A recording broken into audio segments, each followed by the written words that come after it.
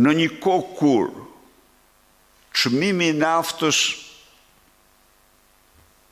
apo litra e naftës në Gjermani ju kushton gjermanëve 1,2% të ardhurave ditore të tyre,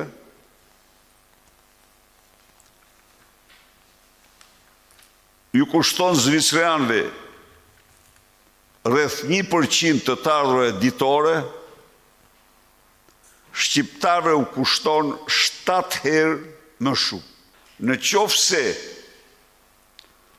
marrim çmimin e naftës me atë që quhet fuqi blerëse,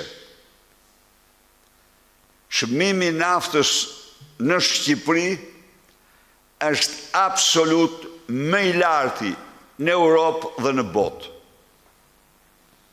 60% të çmimit të naftës përbëhet nga ngarkesa e qeverisë, nga ajo që qeveria u merr qytetarëve për çdo litër.